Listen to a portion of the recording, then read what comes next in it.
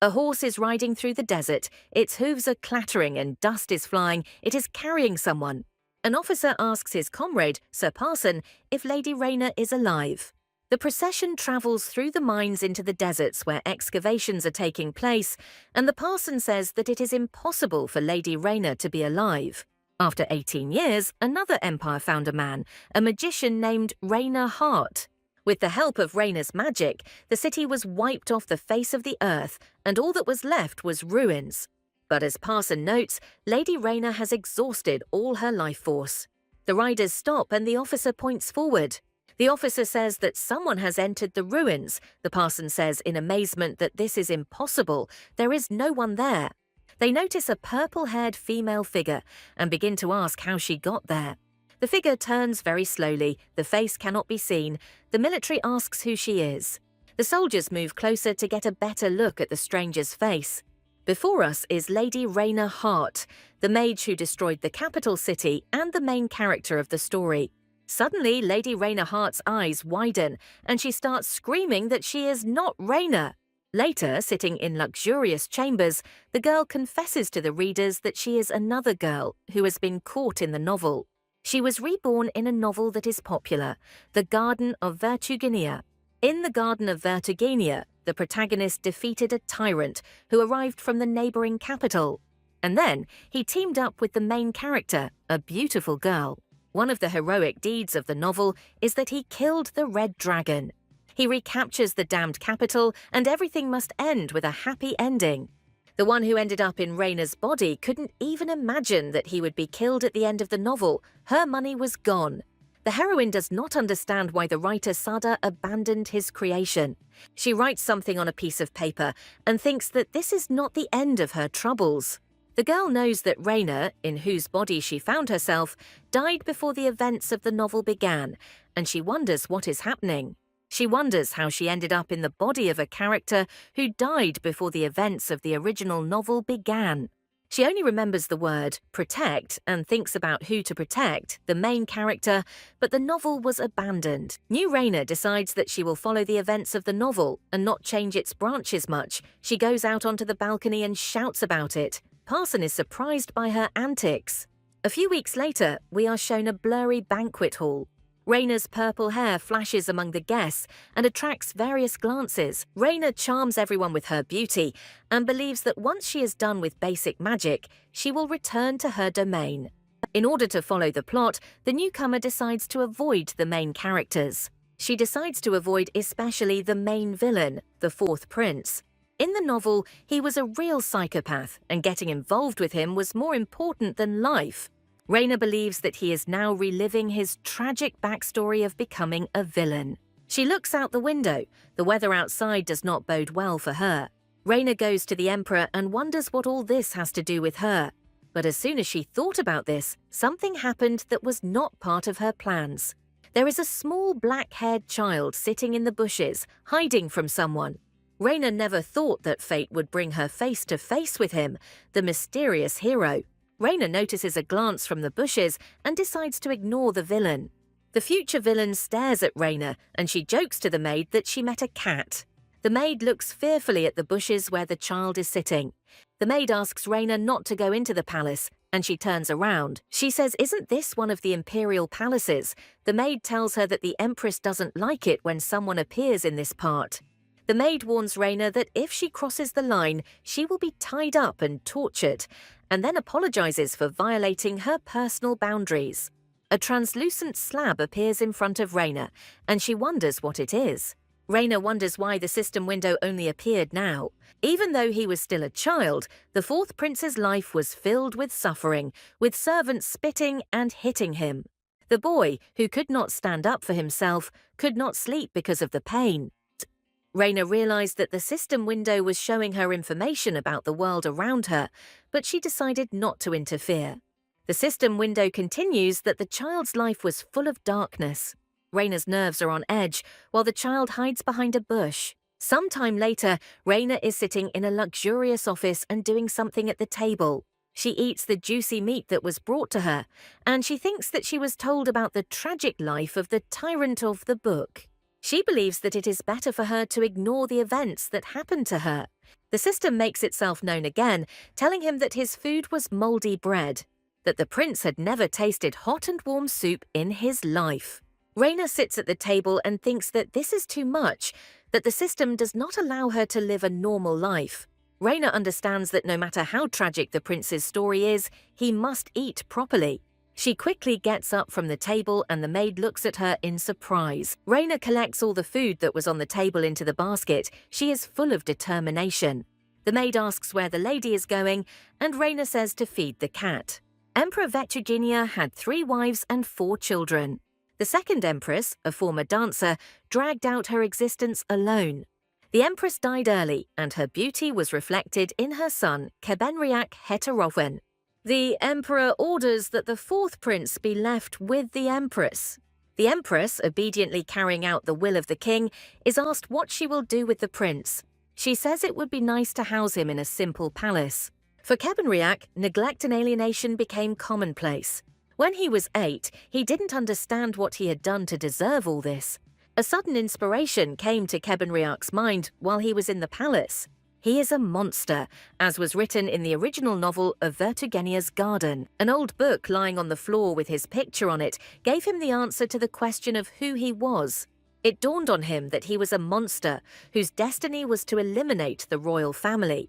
But one day his plans were not destined to come true when he was sitting in the garden. Suddenly Raina appears, not listening to her courtiers and saying that she is very busy. The boy tries to say something, but his mouth seems to be sealed by Raina's magic. Raina walks by and says that she will not get married at 18. She passes by a charming young man who likes her beauty. Kebenriak notes that Raina resembles a beautiful purple flower. He wanted to see her again and came to her the next day. He came again until Raina understood the author's intention, because of which she ended up in the book. And even after another day, she does not understand what she forgot, and Kebenriak is watching her. The maid asks Raina what she is looking at in the imperial garden. Raina says she thought there was a cat, so Kebenriak continues his surveillance. But one day, Raina comes into the garden with a pile of fragrant bread in a basket. The system tells her that the prince rubbed stale bread against the wall and chewed it. Raina begins to eat the sandwich that the maid made for her. Raina believes that the future tyrant looks more like a wild cat than a human. She says that she is full, but she still has a lot, and if she overeats, there will be problems.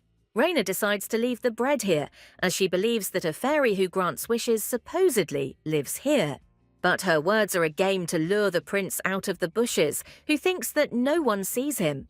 The next day, the basket is full not of bread, but of luxurious roses. Raina realizes that the crown prince left these beautiful flowers for her as a gift. Raina thinks he put them in her basket as a thank you for the food. Raina understands that there is still a week and she is going home. What flowers can there be? She decided to continue feeding him, and 5 days later the whole house was covered in flowers. Raina carries the basket to the place where she met the prince. She quickly hides behind a tree and watches the actions of the future tyrant. The prince puts even more beautiful flowers into the basket than before. Observant Raina notices that the prince is injured somewhere. But he finally found a flower that looked like that fairy, Raina. Raina turns around and thinks that at 8 years old, a prince still needs to be carried in one's arms. She takes the prince by surprise when she emerges from behind a tree. The prince dropped the basket out of fear, and the flowers are now lying on the grass. Raina believes that she is a monster who pretends to bring flowers to a fairy. The boy covers himself with his hands and begs Raina not to hit him. Raina approaches and begins to heal the youth, who is in shock. Raina is reflected in the boy's eyes. He looks at her with gratitude. The future villain reminds Raina of a rare breed of cat. She doesn't understand why they had to cram in tragedies instead of making him a rebellious prince. Raina opens the basket and tells the boy that he has powerful medicine in front of him. She shows him colourful bubbles and tells him to use them if he gets sick. Kebenriak looks at the chest and thinks that they smell nice. Kebenriak compares Raina to a fairy and is pleased with the thought that she helped him. Suddenly someone comes through the door, someone very scary. This someone turns to the prince and asks if he is sleeping. The image shows a majestic castle with high towers and exquisite architectural details. Raina talks to the doctor, who says he has brought a more effective medicine.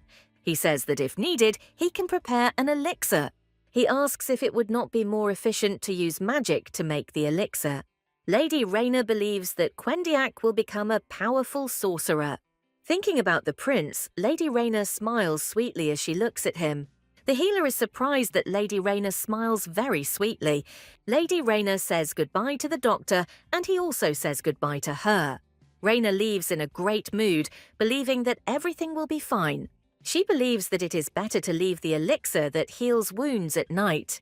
The image shows a view of an old big house or castle at night. Raina walks through the corridors of the castle and wonders if the prince is sleeping in his chambers. Suddenly, Raina stops. She hears the sounds of water. She hears the voices of the maids from the room she is heading to. The maids mock the prince. One adds cold water, the other hot. They pour water on the poor boy, who cowers under their torture. Raina is horrified by what happened to the prince, and she doesn't know how to help him. She remembers that he must have experienced a tragic childhood. For the prince, cruelty and neglect were commonplace. The heroine bursts into the room where the prince is being bathed and tortured. The maid looks at Raina in surprise as she bursts into the room. The two heroes look at each other, examining and understanding. Raina is furious. She is surrounded by strong magic, and the maids are scared. Quendriak looks at Raina and tries to stop her. The image shows a prince, a young boy with black hair and light blue eyes. Raina leans over the prince. She realizes that he knew her before. But Kebenriak is a typical boy who has never known affection, so Raina hugs him. Kebenriak asks why she is crying, and Raina says she is sorry. Raina decides to reach the end of the novel so that the characters, including the main villain of the story, are happy. Raina sits in the living room and drinks tea with His Majesty the Emperor. Before us is Emperor Haenos Getroen, who asks her about the reward. The Emperor asks the heroine if she thinks about the reward. Her hand trembles, and she puts the cup down on the table, looking at him. There are two empires in this world. 70 years ago, two sons started a war, deciding to destroy each other. As a result, one kingdom remained from the two, which illuminated the country with one light. And all this for the sake of Haenos's dream, who decided to make it come true at any cost. The Emperor is thinking about how he can retain such a talent as Raina. The Emperor informs her of his decision to keep her at court. Raina shocks the Emperor with her decision to take the prince's training as a reward. The Emperor is surprised by her decision and remembers his son. Before this meeting, the maid informed him of Raina's actions. The Emperor believes that he has forgotten about the existence of the child that the dancer gave birth to. The Emperor laughs when he sees Raina's confusion. The Emperor says that his maids ran away and told of Raina's deeds. He says that the maid ran away and left things as if she had never been there. The Emperor asks Raina if she killed the handmaidens. The Emperor says he is joking, and she understands that he was provoking her. Raina asks if she is unworthy of training the prince because she has dragon blood in her. The Emperor says it's good that no one heard their secret, which Raina's late teacher also knew. The girl does not understand why the Emperor behaves so arrogantly. She thinks that she needs to calm down and that her thoughts should be occupied with Kebenriak. The Emperor places a bottle in front of her and asks Raina if she knows what it is. The Emperor says that this vial was given to her by Raina's teacher, and it is for controlling the dragon blood in Raina. Raina realizes that the domination potion is standing in front of her. The Emperor offers her to drink this potion, and he will give her the prince as a gift. Raina looks at the bottle and wants to ask His Majesty about something. The system in front of Raina informs her of the Getroen rebellion, and that the Emperor will soon be beheaded. Raina says that she will not drink the potion that is in front of her. The prince stands in front of the table and looks at the flowers he gave Raina. The prince is surprised that Raina did not throw away the flowers he gave her. The prince thinks he should give Raina more flowers. His little hand reaches out to the flowers he gave Raina. His little hand reaches out for the flowers he gave Raina, and it curls into a tiny fist. He pulls his hand away because he is worried that his hand will ruin the flowers. Suddenly, the door to his room opens and he is ready to meet. The boy thinks that Raina has come and is ready to meet her. But no one comes through the door or into the room, and he is surprised. The boy thinks that Raina cannot enter the chambers because the door does not open. With great difficulty, the boy strains himself and opens the door. Servants appear before him and, with a gloomy expression on their faces, inform him that the emperor wants to see him. The servants bow to him and say that His Majesty sent them. We are shown a palace in which there is a bustle and servants are working outside. The maid informs the prince that His Majesty has ordered that his appearance be taken care of. The maid undresses the prince and tells him that there is no need to be afraid. The prince was frightened by the hot water that the servants offered him. The prince runs away, and the maids are shocked by his antics and run after him. The prince is afraid that he will be tortured again, and so he runs wherever his eyes look. Suddenly, the little prince crashes into the girl in front of him. Raina warns him to be careful. The prince is frightened and confused, and the maids ask him to return to the bathhouse. Raina asks him if he wants to go swimming first and then go with her. He agrees. Raina watches him as he runs away from her and runs away. Raina remembers what she told the emperor about knowing who he was and when he would die. The emperor accuses her of plotting to assassinate him. Raina convinces him that she has been given foresight and knows what will happen to him. The emperor asks her in amazement that she wants his life in exchange for the prince's life. She wonders who taught him how to blackmail in exchange for a child's life. Raina asks His Majesty to improve his treatment of the prince. She thinks that this way Kebenriak will be able to avoid becoming a tyrant. Raina believes that some of her words struck a chord with the emperor. She thinks that even the corridors are now clean and everything has changed. Suddenly someone calls her name and she stops. He is wearing a formal suit, a white shirt with a pleated collar, and a blue waistcoat with gold buttons, complemented by a blue bow tie to match. Raina looks at his suit in surprise and asks who we have here. The boy is initially frightened by the fact that she doesn't recognize him. He grabs his head in frustration, and Raina looks at him in surprise. On the photo shows a beautifully set table laden with food. Raina invites the future tyrant to the table and teaches him how to use a fork. The boy is having trouble mastering the fork. Raina begins to devour the food, showing the boy how to use a knife and fork. The system tells her that the child previously ate rice balls mixed with sand. The system is starting to irritate her, and she is already tired of it. Raina doesn't understand. She is indignant at the system and thinks about what she will have to go through now. Raina studies the system closely, and she thinks about what this time. Her students ask her again, and she thinks about what this time, but she can't be distracted. She trains magicians. The system tells us that Prince Tiernan constantly saw half-rotten potatoes for lunch. Tiernan Fargan is the protagonist of Vertugenia Gardens and the last prince of the Tunta Empire. After all, the great sorceress Raina did not destroy his homeland for nothing. 2 kingdoms fought for Vertugenia, a continent. Raina had a prophetic vision before the invasion. Above the capital of Tunta, there was a place where dragons lived. And when the dragon wakes up, he will rise and destroy the city. Raina realized this and lifted the capital into the air, making it fly. But this drained her strength, and in the novel she died. And with the fall of the capital, the country of Tiernan also fell into darkness. Looking at the system, Raina realizes that Tiernan's childhood was terrible, and the system wants her to interfere with his story. Raina believes that she has already interfered with the fate of the villain. If she interferes with Tiernan's story, she will turn the plot upside down. Raina decides not to interfere, which frightens the students. A prisoner overhears the guards' conversations about how to carry out a coup d'etat. He is quite young for a simple prisoner and remembers his past. The maid reassures the prince he was our prisoner. He must run to save himself. He survived, but didn't know what to do, and was captured by slave traders. The prince's determination is enviable. He is determined to save Tuntara. Suddenly, the door slams, and the slave traders tense up at the sound. Raina enters in a hood, and the merchants offer her a choice. She points to the prince, who is shocked by her choice of slave. The merchant is happy with the money Raina offers for the boy. The boy is taken to Raina, but Tiernan does not want to obey. Tiernan is thrown roughly to the floor, displeased with this treatment. They want to brand Tiernan as a slave, but he resists. Raina stops the slave traders and is given the key to the door. Raina takes the key and wants to quickly leave the prison. Tiernan follows her, the sun blinding his eyes, and he cannot look at them. Raina asks Tiernan if it's not low to treat food like that. Raina opens his shackles and helps him experience freedom. Tiernan doesn't understand why Raina gave him the sword she bought. She tells Tiernan that he is now about to taste freedom. The bag contains a Vertugenian citizen's ID card and the things necessary for survival in the country.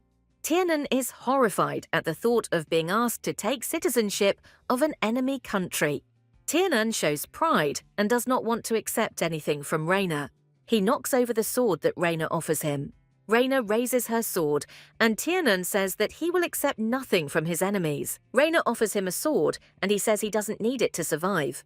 Tiernan asks who she is to suggest such a thing. She says the one who bought it. Raina disappears and says that they will meet in many years, and Tiernan shouts who she is. But Tiernan's response is only emptiness. Raina herself disappears. Tiernan swears that he will find her again someday. He packs his things and goes to conquer Vertugenia. He is full of enthusiasm. Raina is worried that the prince will find out that she is the one who destroyed his homeland. She casts a spell that is clearly a magical barrier. With her spell, Raina opens the prison doors and the slaves escape. The slave traders can't stop the slaves. The wind hits them in the face and a leaflet hits them. Raina looks at them and says that the wind will never calm down. As she leaves, Kebun Riak sits on the stairs all alone. Kebun Riak is glad when Raina is near him. Raina looks at Kebun Riak in surprise as he approaches her. Raina asks if Kebun Riak has nothing to say. Kebun Riak is pondering something and Raina is watching him off camera. A young servant approaches Kebun Riak, holding some kind of blanket. Kebun Riak says welcome and stops halfway. Raina teaches Kebun Riak to say welcome, and she will answer that she is home. He understands that where Raina is from, the phrases I'm home and welcome are important. Kebun Riak starts running around the floor and joyfully shouting welcome home. Raina looks at Kebun Riak and decides to ask him the necessary question. So she asks Kebun Riak if he would like to become her student. The action moves to the dining room, where Raina is eating with Kebun Riak. Raina invites Kebun Riak to become her student, and he is happy. Kebun Riak thinks he is a monster and says nothing to Raina. Raina asks if Kebun Riak has changed his mind about becoming her apprentice. Kebun Riak thinks that he cannot lie to Raina and he wants to be her student. He says it's great and looks forward to the classes with pleasure. Raina breathes a sigh of relief once he agrees. The Emperor says he expects her to raise the prince, and Raina is happy about this. She believes that Kebun Riak is now a replacement for the subjugation potion, and she says she understands. Raina believes that Kebun Riak is happy, Tiernan is not hungry, and everything is going according to her plan. Now she believes that she will be able to rest in the domain of Raina Hot. Raina asks Kebun Riak if he wants to go with her to her estate. The picture shows a cartoonish carriage pulled by a pair of black draft horses. Kebun Riak rides in a carriage and looks at the beauty of nature that surrounds him. Raina notes that Kebun Riak is happy and that she made the right choice to take the carriage instead of teleporting. Kebun Riak asks if Raina is afraid of monsters, and she looks at him in surprise. Raina says no, and she is stronger than he thinks. Raina, looking at the boy, is perplexed by how he is considered a monster. Suddenly, someone knocks on the carriage window, and Raina is distracted. The image shows a night campsite. 2 tents are visible. Raina strokes Kebun Riak's head, and she says that he is tired from the journey. Raina wants to go to bed, but suddenly she hears that the enemies have prepared an ambush. Raina runs out and sees the guards fighting with others in the fire. Raina wakes up Kebun Riak and shows him where the exit is. Raina prepares to use magic to save Kebun Riak, but Kebun Riak is kidnapped, and his captors believe that his time has come. One of the kidnappers tells us that the Empress gave the order to eliminate Kebun Riak and Raina. They believe that Raina must be sleeping soundly because of the sleeping pills. But as they run, a rock falls on them, blocking their path. Stones fell like hail and blocked the numerous paths of thieves. The boy's kidnappers recognize Raina's voice, which sounds nearby. Raina herself came to bring her student back. She says in a voice that isn't her own, "Is there really a child in their sack?" Raina looks at the kidnappers with anger and asks what is in the bag. The kidnappers look at her with fear and don't know what to say. One of the kidnappers says that Raina will regret getting in their way. The kidnappers are frightened when Raina begins to cast a spell, but at that very moment, the next kidnapper committed suicide, and Raina watches this calmly. One of them points a dagger at his stomach, realizing that he will die because of the witchcraft. Raina casts a spell and directs her power at the thieves. She is angry.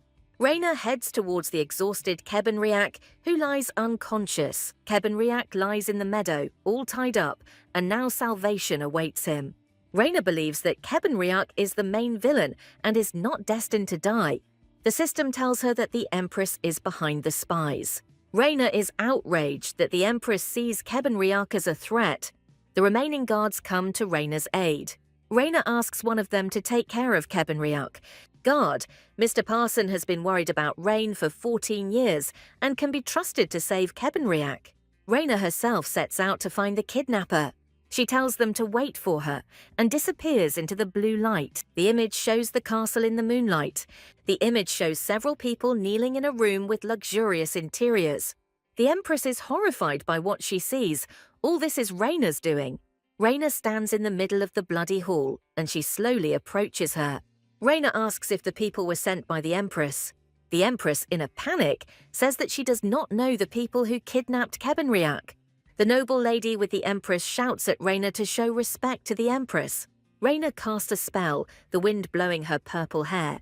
Raina casts a spell, and we are shown a magical pentagram. One of the people was lifted into the air by Raina's magic. The man raised up tells Raina that he was sent by the Emperor. The Empress screams that someone has set her up. Raina is furious. The royal family despises Kebenriak, and this infuriates her. Raina is horrified that Kebenriak is being sent to his death. Raina believes that Kebenriak will wait for the people to sincerely repent. We are shown the corpses of the people who came for Kebenriak. The Empress shouts at Raina to believe her. She did not send the kidnappers. Raina tells the Empress that she believes her, and she is surprised by her answer. Raina says that no matter what happens, none of them will be declared conspirators. Raina asks threateningly if she wants her to come back. And then Raina disappears, leaving the Empress and her favorite in bewilderment. The Empress and her friend do not understand what happened. They are scared. Kebenriak slowly comes to his senses, his eyelashes trembling. Kebenriak suddenly gets out of bed and wakes up in horror.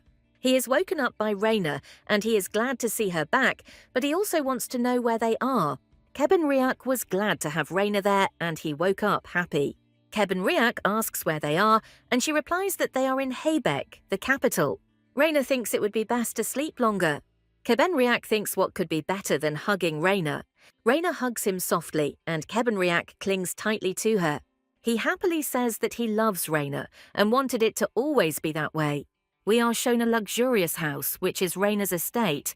Many note that her castle is rather modest for a sorceress. One of the soldiers turns and looks at the mansion. One of the soldiers says that Hebei is really a wonderful place. The old man in the picture asks if Hebei has fallen into decline. The parson asks where Lady Raina is. He needs to find out something from her. An old man appears and asks if Lady Raina is here. Suddenly, Lady Raina approaches the old man and the soldiers and asks if everything is okay. The old man bows to her and tells her to save him and the villagers. Raina is surprised and asks what the old man wants them to be saved from. Raina is in her office and says that they have an unexpected visitor while the old man talks about his problems. While Raina is thinking about how to cheer up the boy, the old man asks if she is listening. The old man insists that Raina personally inspect the lands, and she is shocked. An old man and a child come to Raina, and they wait to see if she will help. There is a child next to the old man who says that Raina is quite the warrior. We are shown the horrors of war that a child experienced, as well as an old man. We are shown the horrors of war that a child experienced, as well as an old man. The prince cannot stand it and attacks Ren, the boy who came with the old man. The child asks if Ren is Rain's enemy, and he screams that he is scared. Raina casts a spell and tells Kebenriak that he is not her enemy. The boy innocently tells Raina that if he is not an enemy, why did he say nasty things about her? The maid runs up to the frightened Ren and asks him if everything is okay.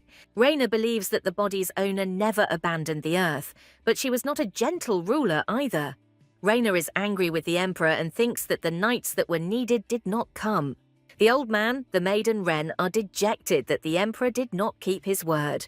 Raina suggests that they go together, and the old man is shocked. The old Raina didn't behave like this. Raina looks like she's ready to help survey the lands. While inspecting the lands, Raina repairs the bridge, improves the area, and restores destroyed houses. A girl approaches Parson and asks him to pass something on to Raina. They show us a cart with goods and they are looking for Raina. The guards talk to each other and wonder where she is. The guard doesn't know whether to take Prince Kebenriak with him or not. The image shows Kebenriak's face, full of thoughtfulness. Meanwhile, Raina is busy casting spells and restoring houses. Kebenriak wonders if he can be like Raina. The guard asks Kebenriak if the cart is comfortable, seeing his condition. He says that Lady Raina is truly amazing and the palace is full of mages of her level. The guard feels uneasy when Kebenriak says that he will not give up and will become a magician.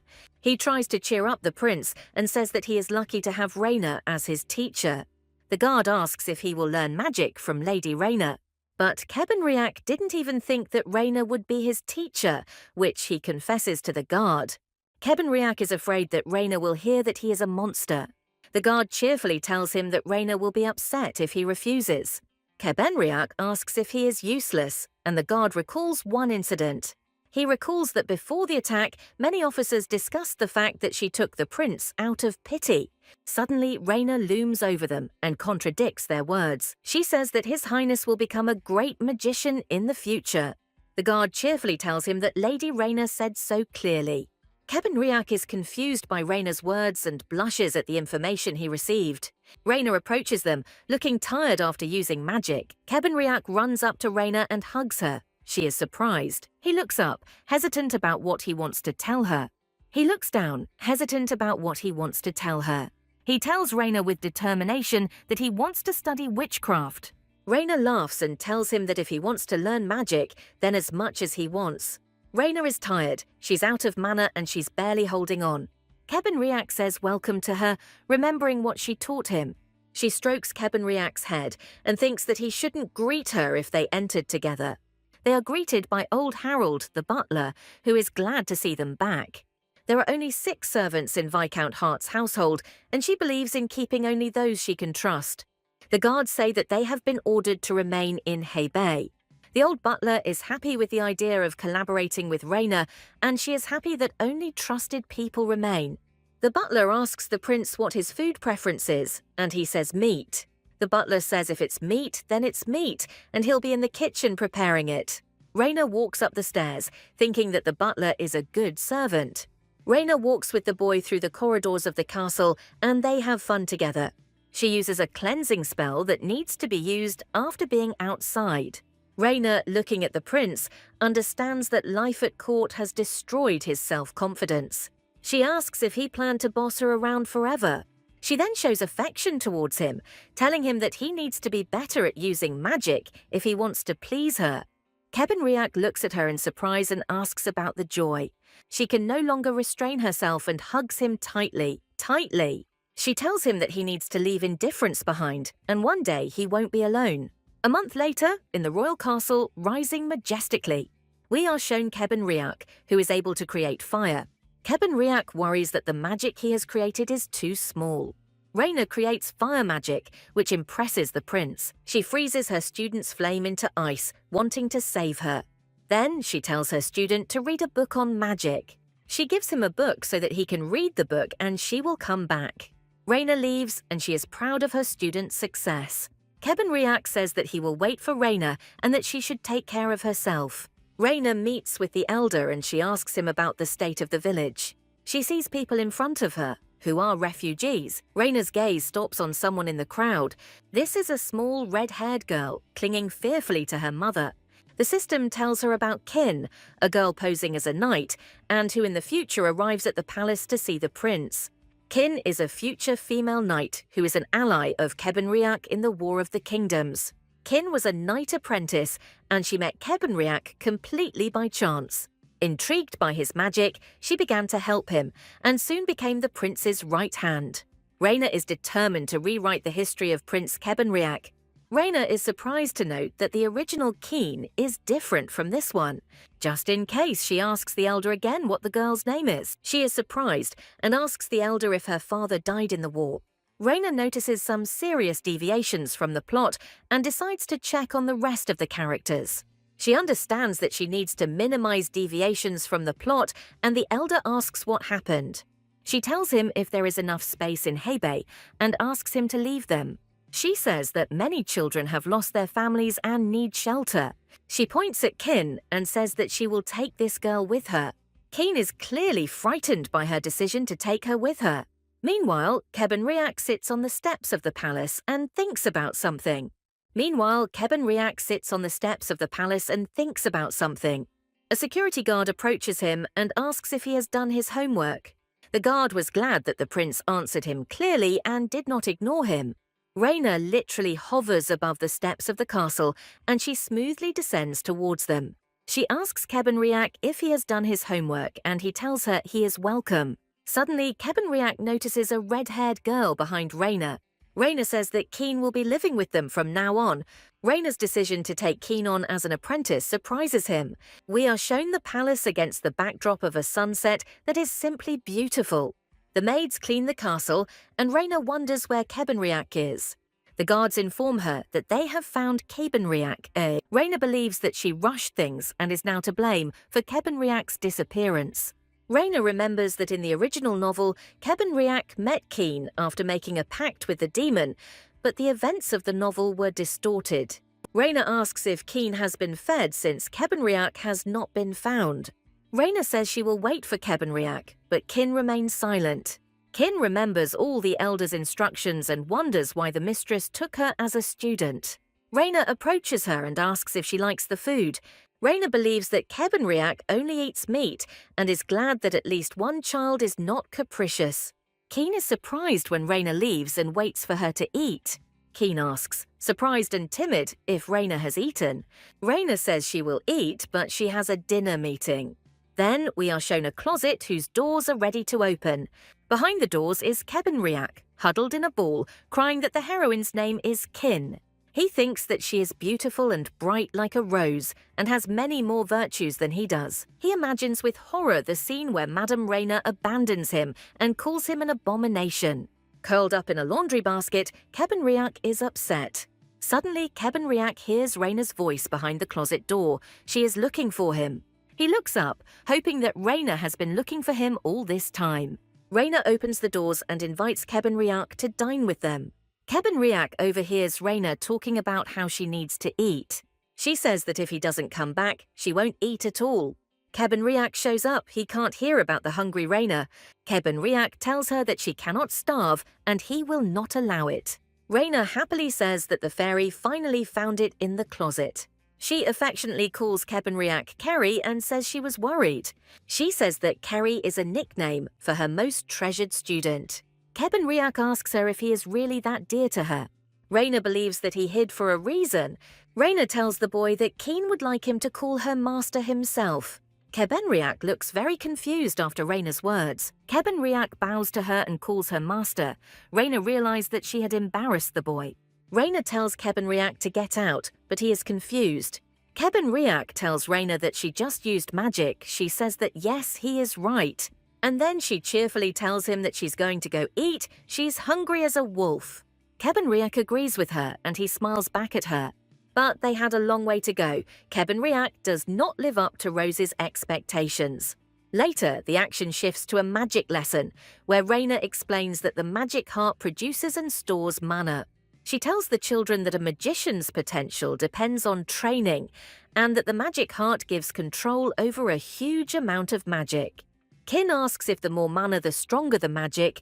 Kebenriak asks if he is as strong as the master, and Raina says yes. Raina says it's been 2 weeks since she brought Keen to the castle. Thanks to the first student, Kin feels a spirit of competition, and this contributes to a good atmosphere in the classroom. Raina reads about how a magic circle helps cast spells. Kebenriak asks her if having a magical heart means he is a wizard.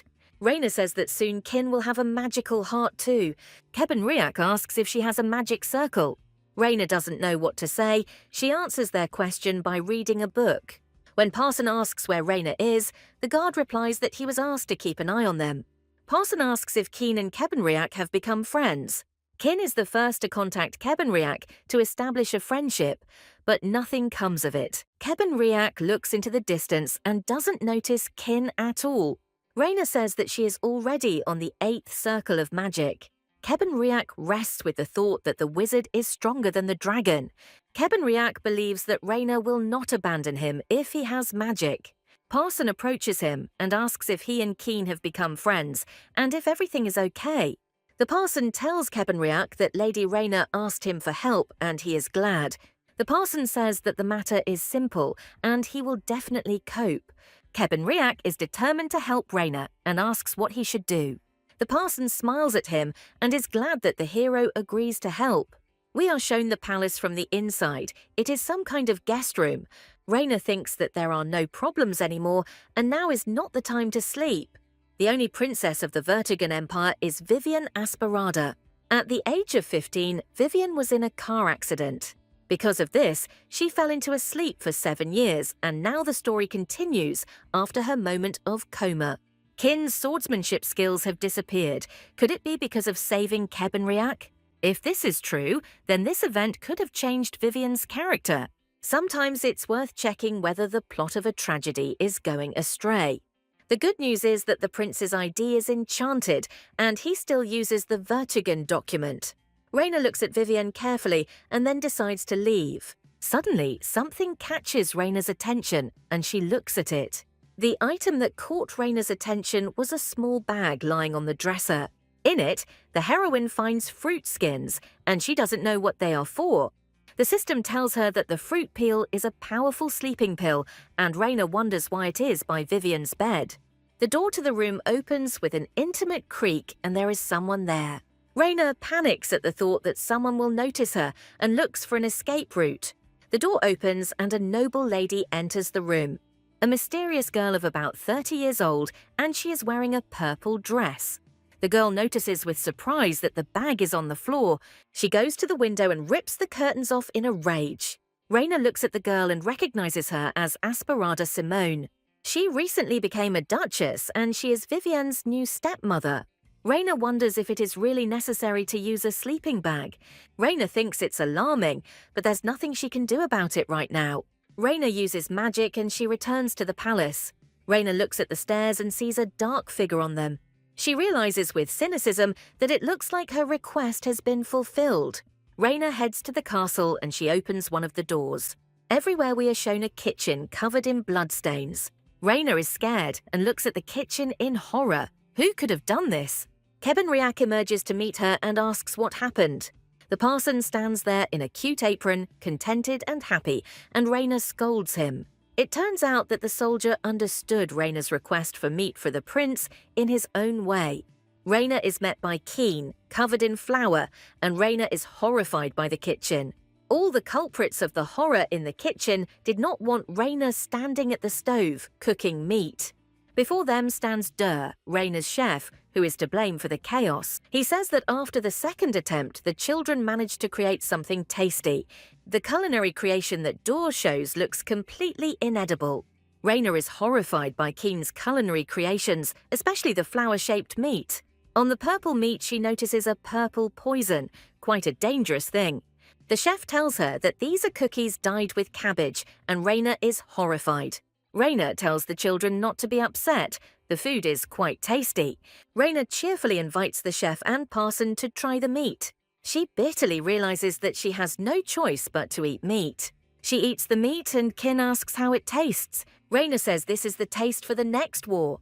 Raina lies that the meat tastes good and is glad that she is a quarter dragon. She never thought that her students would love magic so much. Raina smiles, and Parson and the chef don't understand how she ate so much meat. Raina gets sick when the children leave and she feels bad. The parson says that the prince managed to say something strange. The chef tells the children to apply the mold to the meat. The chef says to press on the meat mold. Parson says he didn't expect the young prince to be drawn to cooking. Raina watches what is happening carefully, and she remains silent. She is shocked by the prince's answer to Pizron's question, and he continues to cook. At night, we are shown a palace that looks like the Cathedral of Our Lady. The prince sleeps in his bed and suspects nothing. He hears Raina's voice, which wakes him up at night. Kebenriak asks Raina what she needed at night. Raina cheerfully asks him if he was asleep all this time. Kebenriak says he hasn't slept all this time and asks what she wants. Raina tells him that Keen is not awake yet and invites him to go for a walk. Raina and Kebenriak look at each other. It is not clear what they want. Raina dresses Kebenriak in a soft outfit using magic. Kebenriak realizes that she is opening the windows with magic. Raina picks up Kebenriak and he is shocked by her actions. Kebenriak panics when Raina jumps out of the window with him. Kebenriak closed his eyes. He was scared. He was afraid that they would break. Kebenriak looks down and they land. Something slaps. Raina tells Kebenriak that traveling on a bed is comfortable. Kebenriak and Raina fly over the sleeping city on a bed. Raina tells Kebenriak that the stars are especially beautiful tonight. Kebenriak says it's beautiful here, and Rain says the night isn't always bad. A minute later, the heroes return, and Kebenriak has a bad dream. Kebenriak dreams of something bad. He cries in his sleep. Raina wraps him in a blanket, and Kebenriak wakes up and looks at her. Raina asks Kebenriak if he knows that she is a remarkable sorceress. She says that she has enchanted the stars, and now they are watching Kebenriak. Kebenriak thinks about how the stars, especially the distant ones, can protect him.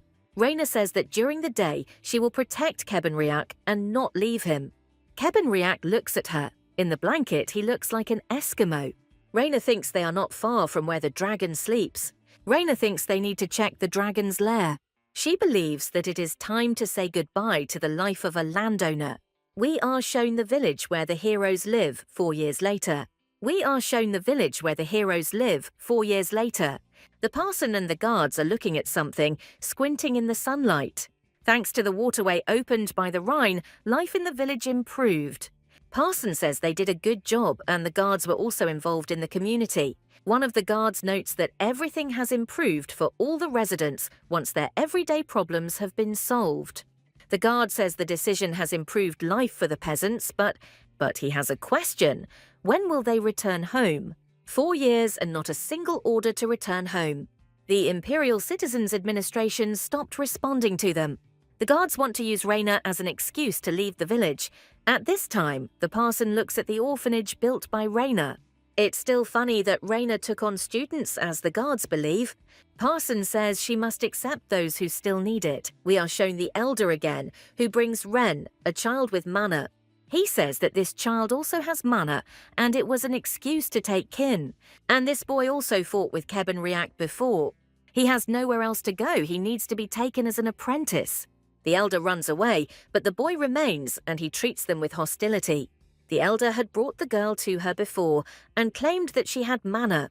And then he brought more children and said that they had the same thing. He brought the child again and said that the girl also has mana. Raina tells the headman to stop because there is a limit to how much she can patronize. The elder is in a panic. What to do with the children then, because the shelter is overcrowded? Raina says she doesn't care and let the elder take the children.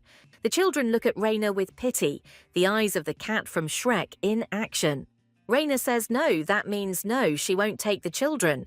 The kids enhance the Shrek eyes effect so she can take it off. Raina says that this won't happen to her and she will build another shelter. The elder says that the children should listen to the mistress and they will learn magic in the orphanage. Raina is against it. The children cheerfully tell her that they are glad that she will teach them. She finally gave in. Children are Raina's Achilles heel. The guards watch Raina with amusement and her attempts to get rid of the children. Suddenly Kebenriak comes. He is dressed in a new suit. He is in full dress. The guard tells him that Lady Raina is waiting for him in the office. The guard says he's already gotten used to the fact that he perks up when Raina is mentioned. Another student approaches and it is Kin, who is looking forward to her apprenticeship. The guard yells at Keen, doesn't she attend classes anymore? Kin tells them that she doesn't think the path of a mage is for her. She runs away, and the guards wonder where she could have gone. The guards say that children's hearts are so difficult to understand. For Kebenriak, reaching the 3rd round is easy, but reaching the 4th is difficult. Raina says that to get to 8th place, you have to train hard. Kevin Riak hears a strange voice in his head that gets louder. He tries to cover his ears, but it doesn't help him get rid of the voice. Kevin Riak wonders when he can become a strong mage like Raina. Kevin Riak opens the door leading to the living room. Raina appears before him and tells him that he has found his master. Raina takes the letter and says that since they sleep in different beds, she feels offended. She says that her maturation has stopped because she is a quarter dragon. But Kevin Riak's growth cannot be stopped, so they will not be friends. The other main characters in the book have also changed. Rain feels sad thinking about how quickly time flies. Request to destroy the lizard lair in Kingbon Valley near Rocktem. In the original story, the lizardmen weren't any special monsters. She reads the request and then turns to Kevin Riak. She wonders if Kevin Riak is interested, as this is a problem for a third circle mage. She asks if he wants it, and Kevin Riak asks her permission. Raina says this is her student's first mission. Raina and Kevin Riak stand in front of the butler and talk about something. Raina asks, "What about Keen?" and the butler says she is in the shelter. Raina says that if she was interested, she would have been asked to go with her. But Kin is afraid of blood and spends all his time in the shelter. Fortunately, Kin has no skill in either magic or swordsmanship. Kin has no talent for fencing at all. She is progressing slowly, says Raina. Prison says that Keen can't even take a normal fencing stance. Raina thinks that Kin's magic is no better. She has reached the second circle. Raina believes that she doesn't need to force Kin to do anything special. The main thing is that she grows up caring and kind. But someone else succeeded in fencing. In the original, Parson is a cool swordsman, and Kerry fights on equal terms with him. Raina wonders how it happened that the wild kitten grew so big. Kevin Riak says he's ready to go deal with the lizards. Raina instructs him that she will not help, he will do everything himself. Then they disappear in a pillar of red light and move on to the battlefield. Kevin Riak goes on the attack to fight the monsters. Raina thinks her student is doing a good job of dealing with the lizard men. But why is Kevin Riak so sad and angry? Suddenly, Raina hears the sound of hooves and is distracted by it. She suddenly sees serious military men eating in their direction. The commander of the Imperial Knights is Dressherd, a very formidable fellow. He threatens to inform that Raina's prediction was wrong and the Emperor is in critical condition.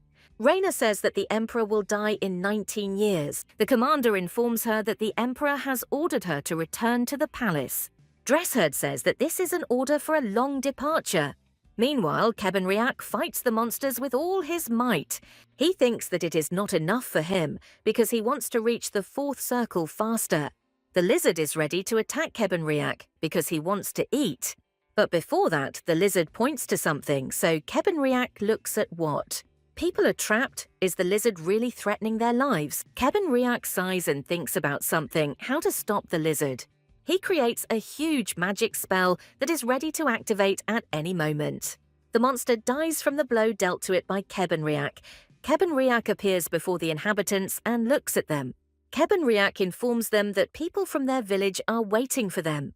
People bow to him and are ready to leave the lizardmen. Kevin Riak notices that Raina is still watching them. He understands that she came for him, and with her are some guards.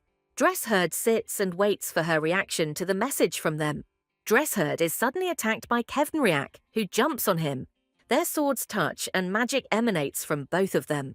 Dressherd is surprised that there is another person with the same talent. Dressherd bats the guy away with his sword, and Kevin Riak jumps back. Dressherd is surprised that she has a student who threatens him. In 5 or 6 years, he could become a threat to the imperial family. Raina says there is nothing suspicious about him. He is the commander of the knights.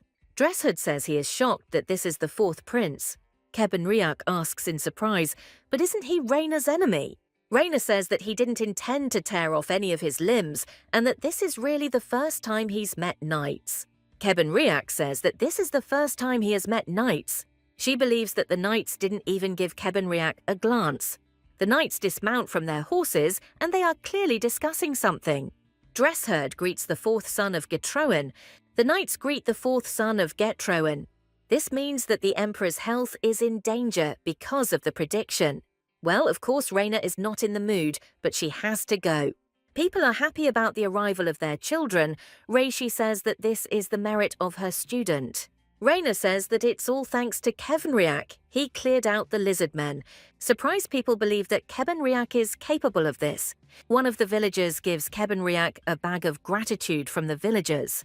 Kebenriak looks in surprise at the residents who are grateful to him. Raina asks him what it's like to receive his first award he doesn't know. Raina is glad that her boy found a way to make money. Kebenriak believes that this is his first award and that he is far from ideal. What's even stronger is that you long for a palace, says the voice. Kebenriak thinks that he is hearing this voice or that there is something in the palace. Raina feels that she shouldn't talk about the palace in the boy's presence. Raina says she will be away for 3 days and her emperor is unwell. Kebenriak asks if he should go. Raina says that if he wants to, then he doesn't mind. She says that she will go herself, since it is not a fatal disease. Kebenriak is silent because he is unable to say anything. Kebenriak asks if you made a wish to the fairy. Raina doesn't know what to say, since she was pretending to feed a stray cat. Kebenriak asks if fairies exist and Raina is skeptical. Looking into Kebenriak's innocent eyes, Raina thinks that if she confesses, it will be dishonest. She thinks that if she lies, she will fall in Kebenriak's eyes. She lies and says that fairies exist with a cheerful smile. She mentally apologizes for the fact that the master's pride prevailed.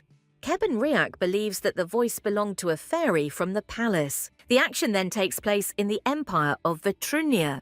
The guards are happy that they are arriving in the capital. Kebenriak puffs himself up and rolls his eyes. He's doing something nasty. The guards look at him and want to know why Kebenriak is sulking.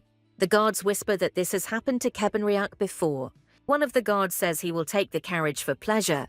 The parson asks if Lady Raina is okay, and she looks at him strangely. Raina raises her hand, a bracelet glittering on her wrist. An hour ago, Raina uses magic to move. The guards stop her, saying that they need to conduct a search. One of the guards asks for documents, and the other one tugs at him and says, "Doesn't he recognize Raina Hart?" Looking at her, the guards are shocked to see that it is Raina Hart in front of them. The parson is puzzled by what is wrong with the security guards at FES Control. One of the guards says he will take her hand. Raina is surprised. The guard puts some kind of bracelet or handcuff on her arm. Rain is told that third circle mages must wear a bracelet. Teleportation is prohibited in Xenia. Parson and Kebenriak are surprised that Raina agrees to be arrested. The bracelet suppresses magic in the city. Outside the city, magic is prohibited. Rain is told that the Emperor has approved this order. Raina says that when the Empress tried to kill Kerry, she introduced this law. If Raina breaks the bracelet, she's in big trouble. Raina thinks about how she can get around the law that her mentor came up with. If a hero like Raina starts to openly break the laws, she will be considered lower than others. Suddenly, the guard wants something from her and he asks for Raina. He asks if she is the guardian of Kebenriak, the fourth prince. Raina says he is her cousin, and the guard wearily lets them through. He is young, and there shouldn't be any problems with him, the guard decides, looking at Kebenriak. Raina believes that Kebenriak's fake ID allowed him to pass unnoticed. She addresses Kebenriak affectionately as a cousin, which confuses him. She asks why he is upset, and he says nothing. Raina asks if Kebenriak is lying, but she sees that he is upset about the bracelet. Kebenriak realizes that he is powerless against the guards. Prison restrains him, saying that the Empress's orders are not to be discussed. Dressherd greets the prince, kneeling before him. Kebenriak hears a voice in his head that tells him to go to the palace. He tells Raina that he doesn't like being addressed as a cousin. Raina thinks that Kebenriak is going through puberty, but agrees with him. We are shown the imperial palace of Vertugenia in all its glory. She is accompanied by a maid who just met them at the gate. The maid looks at Raina in surprise. She clearly wants something. The maid asks Raina why she did not arrive with the first division. Raina realizes that she used teleportation to send them to an uninhabited island. Raina defends herself by saying that the guards weren't very polite. The maid asks where the prince is, and Raina is surprised that she does not see Kebenriak. The maid is surprised. She did not know that the prince looked noble and not like a beast. Raina sternly asks if she really shows no respect for the prince she hasn't seen for so many years. The maid quickly corrects herself and greets the prince. The prince asks why she doesn't raise her head, and Raina tells him that he must give her permission. Kebenriak allows her to raise her head, and the maid does so. The maid tells Raina to follow her, and she agrees. Raina smiles and tells Kebenriak that she will be back soon. Raina says that if Kebenriak gets bored, he can play with these 3 officers. Parson asks Kebenriak something as Raina runs away. Kebenriak asks them to leave, and the officers are shocked by his decision. Kebenriak tells them that they are here as his guards. One of the guards tells him that he loves him, and Kebenriak replies in the negative. The parson is called to go too, and he watches the young guards with displeasure. Parson asks if Kebenriak will be okay, and he says yes. Kebenriak says yes, but he himself wants to know what kind of voice that is. The picture shows a large old building in the style of a European mansion or castle. The image shows a corner of an old stone building with massive walls and large windows with bars at the bottom.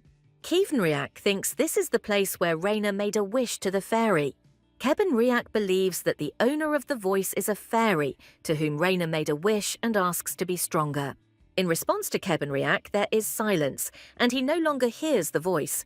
Kebenriak screams. His voice is no longer heard, and someone answers him back. Before him is the Empress with her maids, who are not happy to see him. She tells him that they haven't seen each other for a long time, and Kebenriak doesn't recognize her. Kebenriak asks who she is, and the maid scolds him for it. The Empress sarcastically remarks that the insect has turned into a human. Meanwhile, Raina stands before the Emperor and waits for him to speak. Raina doesn't understand why the Emperor kicked everyone out and doesn't expect anything good. She tells the Emperor that she heard that he is incredibly ill. The Emperor says he didn't expect Raina to look like this. The Emperor reproaches Raina for not contacting him for 4 years, and she taunts him for wanting to organize a parent-teacher meeting. The Emperor tells her to do as she wishes. The system tells Raina that Kebenriak has seized power and placed the Emperor's crown on his head. Raina is surprised, and she wants to know what will happen now. The Emperor is clearly angry with her, and his words are not comforting to her.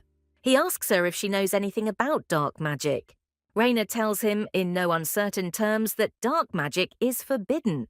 Dark magic is addictive and captivates magicians. Raina asks if he has touched dark magic.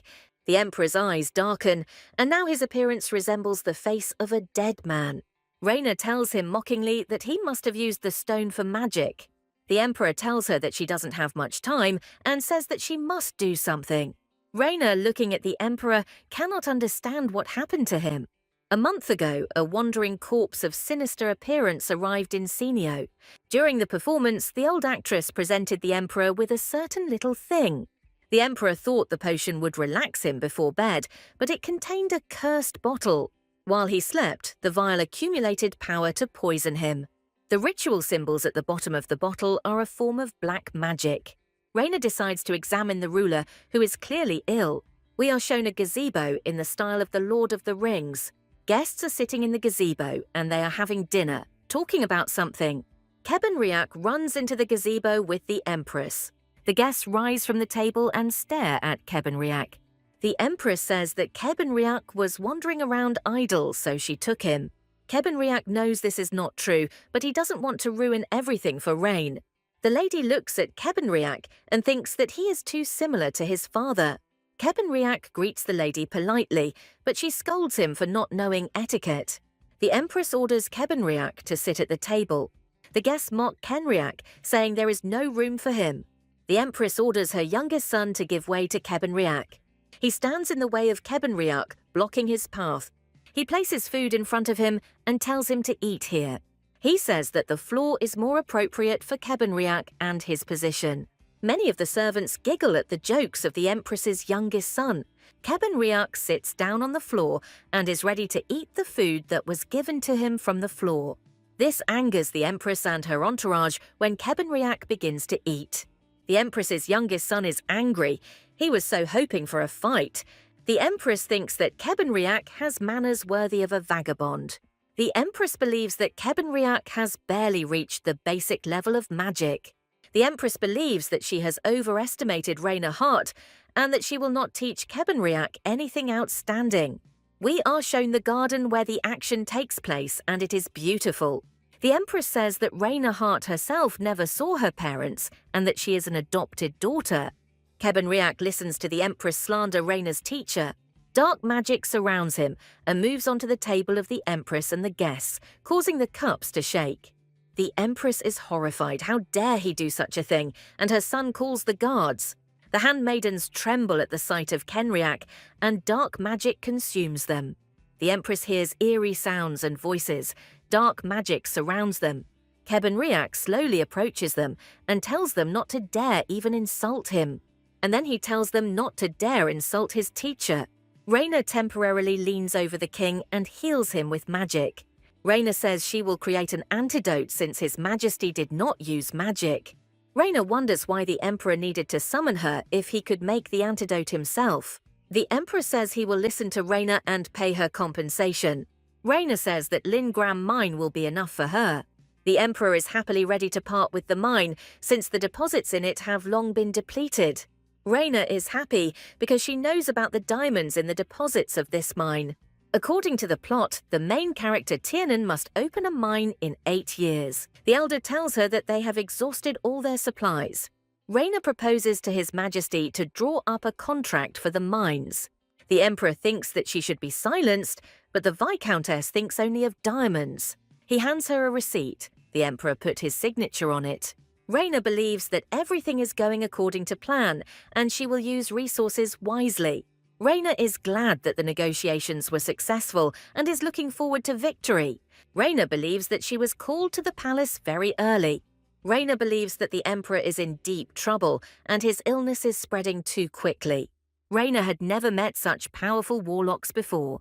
Reina doesn't remember seeing warlocks of that level in the novel. Suddenly she stops, hearing people screaming outside the door. A mysterious and ominous figure stands with a crystal ball in a dark room. The ball in the hands of the mysterious figure shatters into pieces. The ball reflects Reina's figure, standing in the way of the dark figure. The cloaked figure believes that Reina must be eliminated to avoid any problems. The figure remembers that the woman in the ball was named Reina Hart. Reina walks through the corridors of the castle. She wants to know what's going on. Reina walks through the corridors of the castle. She believes that she has achieved her goal. Her next goal is the library. Reina knows that in the original novel there was a demon that haunts the library, and if she destroys it, then Kebenriak won't be a villain. Reina is irritated by the bracelet the guards put on her. Reina passes by a fat guard with an axe. Reina understands that if she teleports, it will be reported immediately. Reina shakes the guard's hand, telling him he did a great job and he's shocked.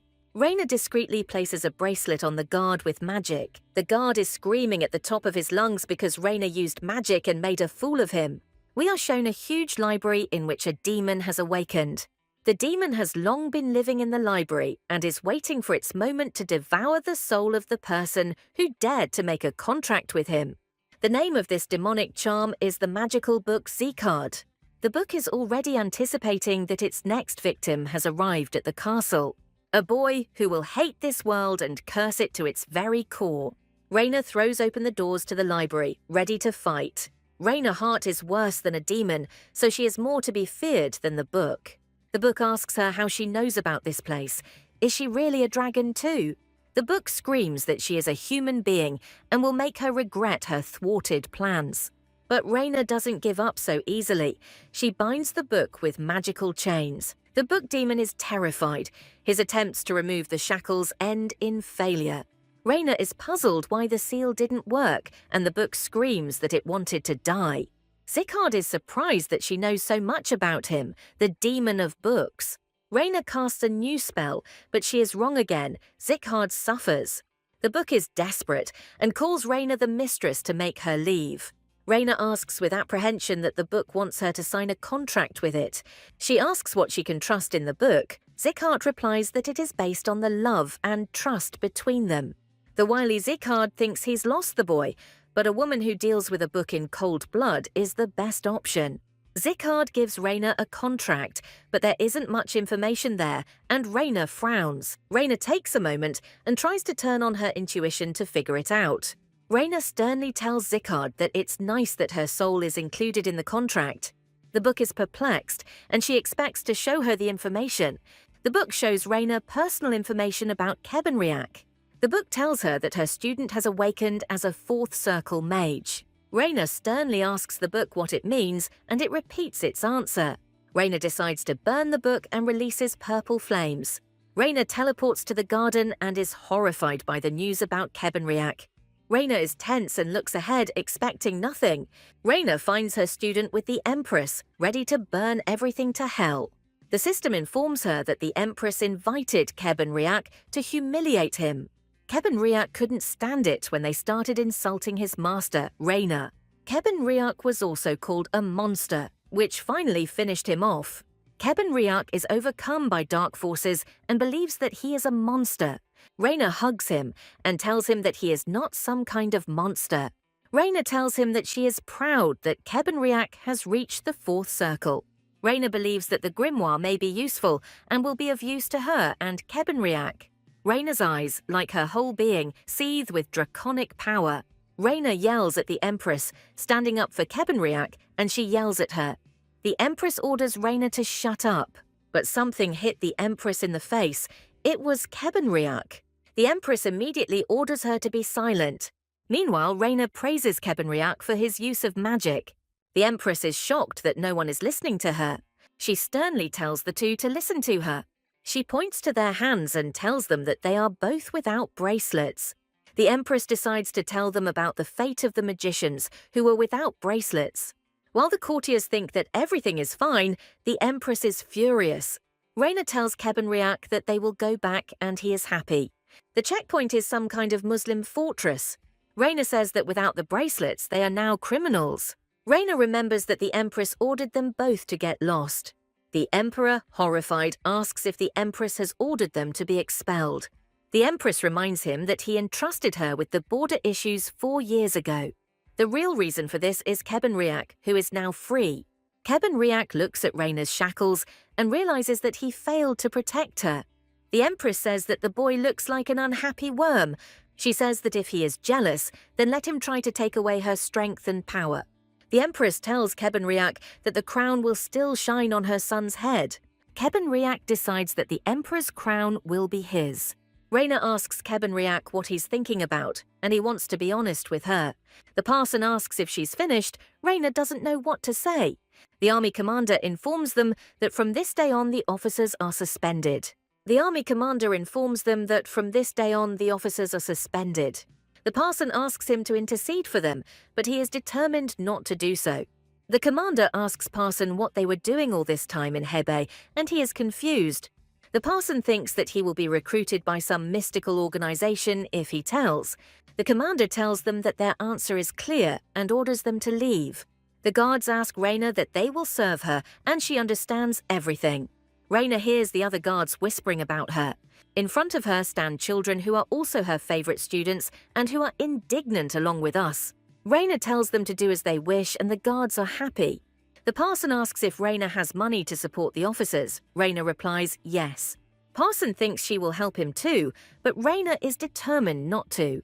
Raina says no and asks him not to take it personally. Raina predicts to Parson that he will become the commander of a scout squad. Parson is already looking forward to becoming a great commander of the First Order. Raina says that they need to return to Hebei, and everyone supports her. With the violet flame, she transports the heroes home, leaving Parson behind.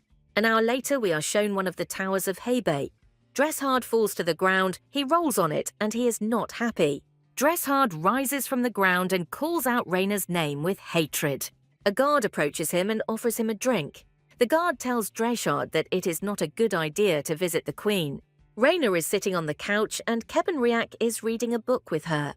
Raina glances at Kebenriak through the book, but he doesn't see. Raina thinks that Kebenriak has grown up in these 4 years. Raina can't even imagine the food torture the prince was subjected to. Raina believes that the most important thing is to suppress Kerry's anger. She decides that she must stop Kebenriak, but she herself is worse than a demon. Raina thinks that creepy gifts will scare the Empress. Raina realized that the doll, an original creation of one of the alchemists who attacked her, was capable of crushing the Empress. Kebenriak notices that Raina looks happy. Raina notes that Kebenriak is going through adolescence. Kebenriak thinks that Rain would do better to return to the palace. Kebenriak invites Raina to return to the palace in Hebei. Raina cheerfully asks if he agrees to stay here in Hebei. Raina cuddles Kebenriak because he is too cute. Suddenly the door swings open and Keen bursts in, scared. Keen informs Raina that she has a talking book. Raina thinks she has tied up the book demon tightly so that it won't cause any trouble. Raina is not happy. The book has escaped and is now scaring Keen and the others. Raina asks Keen decisively where the book is, and Keen tells her. Raina asks Kebenriak to sit here and not touch the book. Keen also informs Raina that there are some pranksters in the castle, and she decides to take action. Meanwhile, Zickhart hums happily about how Raina failed to seal him. The book passes by her chambers and says that the castle is beautiful. Zickhart believes that the atmosphere should be diluted with screams and cries of horror. Suddenly, someone notices Zickhart and he stops. Dan and Ben catch the book and they decide to play with it. Zickhart doesn't like it. Zickhart is unhappy. The children call him weak and say that he can't beat them. Zickhart decides to figure it out and starts crying theatrically, appealing to the pity of Raina's students. Zickhart says that he is a pathetic book, and if they hit him harder, he will fall apart. Dan and Ben don't know what to do with the mysterious book demon. Dan conjures up a tiger's paw and decides to save the book. He picks the lock on Zickhart with his tiger paw. Zickhart immediately shows his power to the children of Raina. But suddenly Zickhart is doused with the vial that cursed the Emperor. Zickhart winces and angrily asks who dared to do this to him. Raina stands in front of Zickhart, clearly displeased with him. Raina doesn't believe the students' stories that they were just having fun. Dan and Ben wanted to surprise Raina with a book as a gift, since last time they brought lizards and cicadas. Raina tells them that she already has enough of their junk and doesn't need to wear anything new. The book justifies itself to Renya, saying that they were the ones who attacked first. Raina grabs the children and tells them she couldn't have done it without them. Raina angrily says that she needs the book and it looks very scary. Raina asks to take the children to the orphanage when Keen and Kebenriak arrive. Kebenriak clearly wanted to go with Raina. Keen asks him about it. The children leave with Kebenriak and Kin, and Raina watches them go. Raina holds the book menacingly and asks how he got out of the dimensional vault. Zickhart tells her that he is smart enough to get out, and he is a book lord. Raina stuffs it back into the bag-like dimensional storage. Ren looks at some book on magic standing on the shelf. Raina looks at the bottle, knowing it is a domination potion. The connection suddenly began to affect Zickhart, and this causes him problems. Zickhart is upset and unhappy. He has become Raina's slave forever. Zickhart shouts that he will complain because he has unpaid work, and Raina thinks about it. Raina says that Zickhart is essentially a magical encyclopedia, and using it for free is unacceptable. Raina threatens the book that if it throws something away, it will be worse for her. Raina says that today is an important day, and she has been preparing for this holiday for a very long time. They show us the mill and tell us that the heroes had to leave because of a conflict with the Empress. Raina decided to register Kebenriak with the Association of Mages. The children greet Raina joyfully, and they are ready to celebrate. Jasmine and Mabel argue about whether a cake is necessary for such an event. Ren cheerfully asks if the stars are necessary and is told he has terrible taste. Raina laughs happily as she watches the children and the preparations for the party. She and the children decide to finish preparing for the holiday before Kebenriak arrives. That same night we are shown the mill, and it is beautiful in the night stars. Dan has activated his tiger mode and tells Raina that she simply has to play with him. Mabel tells him that Raina hasn't finished her tea yet and has no time to play with him. The children argue with her about the fact that Raina has already played daughters, mothers with girls. Raina believes that after tea it is necessary to go shopping, and the children are delighted. Raina believes that you should spend time with your children in turns. Raina lifts them into the air with magic and invites them to play tag. Raina believes that exercise is the best way to tire out children. Ren opens the door and walks out of the room while the children fly through the air. Keen asks if Raina is going back to the castle, and she says she needs some air. Raina suddenly realizes that a strange thought has occurred to her.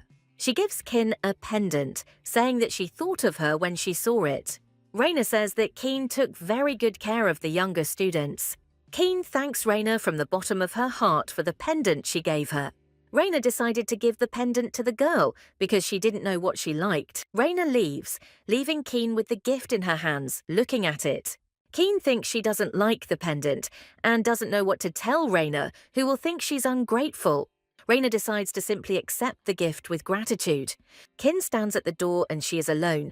There is an ominous silence all around. Raina feels that she needs time for herself and that looking after the children is more difficult. Raina notices Kebenriak sitting and watching the meteor shower. Raina calls out to Kebenriak and he appears to us in all his glory. Raina asks how long he has been sitting there and he says it has been a long time. We are shown the night sky and the castle, which rises majestically. Raina asks Kerry if he wants to go for a walk. He is happy. Raina and Kebenriak walk along the ground, enjoying the meteor shower. Raina creates a soap bubble in which she and Kebenriak look out over the meadows. Raina asks Kebenriak if he likes it here, and he says yes because of the master. Raina slyly asks him if he likes the village, and he says yes. Raina tells Kerry that if he wants, he can see even more of the world. When Kebenriak asks if she will be in this world, Raina says no, and Kebenriak wants to know why. Raina believes that one day Kebenriak will get married, and he will have no time for Raina. Kebenriak asks if she likes Hebe, and she replies that she does. Kebenriak says that Raina is still young when she says that she is too old for Hebe. Raina turns to Kebenriak. She now has a new goal. Raina believes that Kebenriak needs to find personal happiness. Raina has set herself the goal of providing her children with a good future, and for this she needs money. She stands at the mines. Renya moves forward. She asks Zikard if it's true about high-quality mana stones. Such a stone makes its owner unhappy. There are 6 of them underground. The mine stood empty for a long time until the emperor in the book gave it to a count, who gave it to the main character. In Haber, Raina asked Zikard for access to the mine information, but it was protected. Renya believes that after Tiernan grows up, she will give away the mine. The book screams that a monster has taken up residence in the mines and tries to dissuade Raina from going there. Zikard yells that the black snake Midra lives here, but Raina doesn't listen. Before us is Midra, a black snake that did not become a dragon. Zikard tells her that Raina has many circles, but that is no reason to face the snake. She does not listen. Raina is glad that information about her is not reflected in Zikard's notes. Zikard is angry. He thinks that the limit is 6 or 5 circles for a magician. Zikard wonders what makes Raina so self-confident. He tells Raina that his magic reaches 3 circles, and he is not ready for battle. Raina asks in surprise if he was joking about the 3 circles. He says yes. Raina approaches with a magical barrier that won't be easy to break. Raina tenses up, easily removing the magical barrier. A giant gaping hole stretches out in front of Raina and Zikard. Raina grabs Zikard and, despite his protests, jumps into the hole. The book screams in horror, anticipating death from the snake that lives here. Before us is a majestic palace located in Hebei. Kebenriak knocks the sword out of the sergeant's hands and he says he surrenders.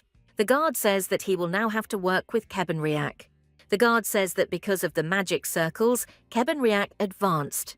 Kebenriak believes that he will not be able to defeat the Empress anyway. Kebenriak recalls the pleasure with which the Empress spoke to him about power. Kebenriak believes that he must seize the Emperor's crown and start a rebellion. The guard asks Kebenriak not to speak any more about the rebellion against the crown. The guard asks if he really has to go that far. The guard tries to convince Kebenriak that he has enough privileges to rule. The guard is impressed by Kebenriak's determination to protect Raina. His Highness the Prince dreams of more than just rebellion and the defense of Raina. A huge and terrible snake is heading towards Raina, its mouth open. The book says that Raina miscalculated the spell and the Midras are stronger than the dragons. Raina decides to take more serious measures and casts a spell. The snake pounces on the book and it screams that it didn't have time to teleport. Raina causes the volcano to explode and the hot magma engulfs the snake. The snake drowns in the lava that flows and the book thinks it is dragon magic. The book asks if Raina is an 8th circle mage, and she is glad that the book understood this. Raina is determined to find the stones, which are somewhere here. The book says that as a grimoire, he finally realized something. The book will have to crawl on the ground to find the stones, and he dreamed of a mistress like Raina. Raina believes that as soon as she finds the stones, she will treat her students to something tasty. Raina appears before Keen and Kebenriak, who are tired of waiting for her. Kebenriak asks what happened and why Raina is so happy. The chef approaches them and serves a wonderful dinner to the children. The frame shows food that is so delicious it makes your mouth water. The boss asks if Raina wants anything else, and she says no. The children say that these too will eat their fill, looking at us on their plates. Kin timidly asks what's going on with the magic book and eats. Raina believes that because of her power, the book began to receive heated comments and had to be sealed. But thanks to the grimoire, she managed to find all the magic stones. Raina believes that she can restore Heibei's finances with the stones, even if it's just 5 out of 6. If they find out that Raina used the stones, all the nobility will turn against her. Raina asks if the kids want to go out and they say yes, but Kin doesn't really want to. Raina says that there is no need to go for a walk and asks Kin what her plans are. She replies that she decided to teach children. Raina is upset to see that Kin is spending a lot of time with the children. Renya asks if Kin is overexerting herself, and she says no. Kin sadly believes that she is raising children with good intentions. Renya tells Carrie that since Kin has things to do, they will go for a walk together. Kebenriak blushes and is beside himself. Everything looks like a date. They continue their meal at the table in complete silence. Keen looks down in shame. She doesn't know what to say. We are shown Keen, who is sitting in a storage room and reading something. Children come up to her, and she sadly realizes that she wanted to be alone. Raina thinks that Keen is overdoing it, and that she teaches too many children. Keen sits the children down next to each other and is about to read them a book. She is, after all, a child worthy of her master's admiration. The sale of magic stones is carried out through the Association of Magicians. So the heroes come to the building of one of the houses of the Association of Magicians. The agency that Raina contacts looks peculiar. A bar counter appears in front of the heroes, and behind it is a man who says that he is glad to welcome them. Raina asks for a pink carnation, a gentleman's top hat, and an old pumpkin. The man invites the heroes to follow him, saying that he has everything. A man opens a door with the help of boxes, moving them. The wall opens in front of them, and Kebenriak is amazed at what is inside. The man invites them inside, and they agree. Raina and Kebenriak head down the dark corridor. Raina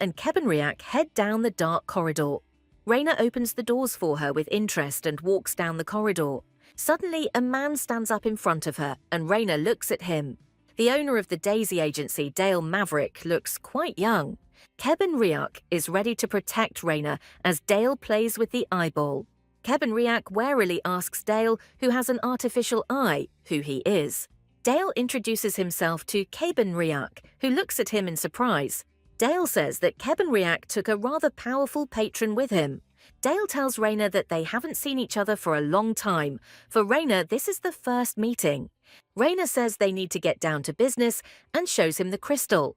Dale uses his magic eye to look closely at the crystal. Kebenriak asks Raina what he is doing, and she says that she is appraising the magic crystal. Maverick is known for his eye of value, an eye that allows one to see the value of stones. The man asks where they got such a curiosity, but having achieved nothing, promises to sell it at auction. Maverick looks at the stones and asks if there are 3 of them. Raina says yes. Raina wearily asks him to offer the required price, and he is ready to draw up a contract. Maverick says that this is their first meeting, and she has no business with him. Raina is wary. Newcomers are not welcomed here and are kicked out. Maverick asks Raina if she didn't see the sign on the door. He snaps his fingers and says no outsiders allowed. The ground beneath Kebenriak's feet trembles and glows with a golden glow. Kebenriak suddenly realizes that nothing of the sort happened. Raina tells Maverick not to use that kind of magic on her charge again. But rules are rules, and Raina asks Kebenriak to leave. Kebenriak is pouting. He is upset with Raina and wonders why they are taking so long.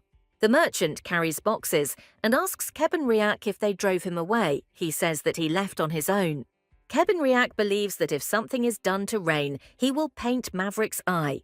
The vendor asks if Kebenriak would like something hot. Suddenly, the familiar figure of the hero of the Gardens of Vertigania appears in the doorway. Tiernan asks if they have any oil to clean armor. Tiernan is asked to sit and wait while the seller brings the oil, and he sits down next to Kebenriak. Kebenriak and Tiernan glance at each other. Kebenriak eventually begins to look at the crystal ball. Tiernan notices his crystal ball and wants to take a closer look. Tiernan doesn't understand why Kebenriak is staring at him so intently. Then Kebenriak makes a scary face, looking into the ball. Tiernan asks why he is making such a face, and thinks that he is only reacting to Raina and that they should stay away from him. Maverick starts to say something, but Raina interrupts him and demands a contract. Maverick says she managed to have a child while she was away. The master says that he didn't believe that she was teaching the fourth prince, and she took up with him. Maverick believes that Raina has children, which is what she says. Maverick gives her a contract. The terms have changed. Raina studies the contract carefully and says that confidentiality is her most important trait. Both contracts are sealed with a special seal, so there is no reason to worry about their reliability. Raina says that 50% commission does not suit her. Maverick says that if he reduces the commission, they will have nothing to live on. Raina didn't even know that Maverick wasn't doing well. Maverick bargains with Raina, promising her a 9% commission. Raina says that then she will find another agency, and Maverick is not happy with this. Maverick offers her a 5% commission, calling Raina a scumbag. Maverick thinks Raina is a dangerous player and asks how she knows about finances. Raina tells him to make changes to their contract. Maverick refuses, saying he won't do it. Raina is offered a new contract. Maverick is not going to give up. Renya offers Maverick a vial of dark magic, and he is shocked. Later, it turns out that the vial does not contain dark magic, but an antidote for the Emperor. Maverick asks how she expects him to get into the palace. Raina says that he has forgotten his true identity. Dale Maverick is not only the owner of the agency, but also a marquise. Renya thinks that Maverick is just a robber with his bets. The Marquis is amused and says that she is being very harsh with the Marquis. Meanwhile, Kebenriak and Tiernan are in the same shop. Tiernan is glad to have found the book he had been looking for so long. The protagonist looks at Kebenriak with apprehension. Tiernan wonders what that ball is in Kebenriak's hands. The boy finally asks Kebenriak about the ball in his hands. Kebenriak is silent and looks at Tiernan very gloomily. Tiernan returns his gaze with an equally intense one. Tiernan thinks he is somehow connected to Raina, and this is a look to survive. Tiernan wonders why he remembered Raina, while Kebenriak deals with the orb. Tiernan falls silent and closes his eyes with a pained expression. Tiernan tells us what happened to him after escaping from the slave traders. Tiernan comes to the prince's camp to become a mercenary. People bow before him. They need a leader to survive in Tunera. That day, he realized that there were people who suffered more than Tiernan could have imagined. But in the Vertigania Empire, the one who stood in his way was Lady Raina Hart. To defeat this witch, he needs to gather more mercenaries. Those who did not give up share the determination of the young prince. Tiernan believes that everything will go smoothly for him, and that's good. If everything goes smoothly, then the person dear to him will look him in the eyes. Tiernan thinks how interesting he will look when he grows up. Maybe it will be easier for him to contact the mysterious sorceress. Tiernan looks with disdain at Kebenriak, who is interfering with his plans. He rudely asks who gave the magic ball to Kebenriak. Suddenly, the door opens and Kebenriak and Tiernan are seen together. They are found by a seller who says that the oil is very old. Will it suit the buyers? Tiernan asks how much he owes and he says 1.5. Raina says she cleared things up with Maverick and he's glad she stopped by. The seller tells him that a strange customer came in and he sold him oil. Maverick is surprised why it is the regular client and not the agency's. Maverick is upset and thinks the sign needs some work. Raina asks Kebenriak how long he waited and he says not long. Raina is happy that they are now rich and will no longer have to go hungry. She asks what he was doing while she was gone, and Kebenriak replies that he was helping a client. Raina is surprised that he helped the customer and served him. Kebenriak tries to remember what Tiernan looked like, but he can't. Raina demands an explanation from the seller, and he says that Kebenriak simply helped him. Raina is horrified. She missed something important, and something could change. Raina is afraid that something might have happened since Kebenriak was behind the counter. Raina is depressed. She can't believe it. They want to calm her down. Maverick tells them to have Raina and Kebenriak come again. Raina believes that since his finances are in order, he will be able to support the children. Raina believes that she stopped Zikard and prevented Kerry's tragedies. Everything is going according to plan. Now Raina has only one thing left to do. She is planning something grand. Raina sits in a tree and watches the activity below. The original plot is developing as it should. Tiernan is busy with the refugees.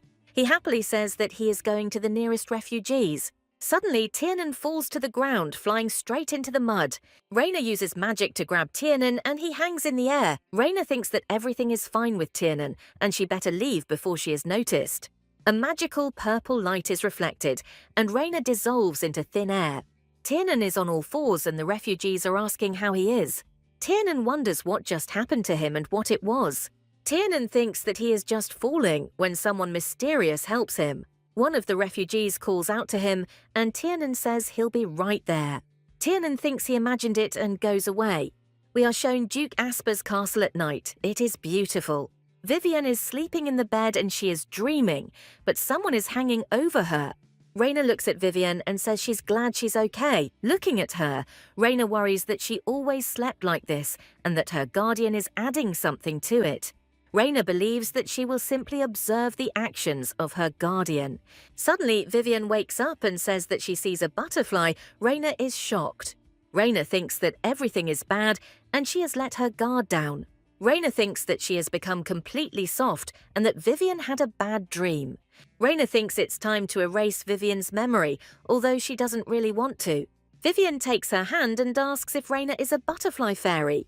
Vivian says she read in an ancient book that butterfly fairies visit houses. Vivian says excitedly that she is glad she met the real her, and Raina decides to play along. Raina approaches Vivian and looks straight at her. She is in shock. She takes Raina's hand and asks her not to leave her. Vivian asks if Raina is a fairy, and she decides to play along so that she doesn't make a fuss. Raina tells her that she is right and creates something with magic. Raina says that they might be heard and suggests that Vivian go outside. Vivian is happy that Raina decided to play along and be a fairy. Raina takes Vivian to the garden where they see butterflies. Vivian says that Raina is a fairy, and if an adult catches a fairy, her wings will fall off. Raina asks if Vivian has trouble sleeping and she says no.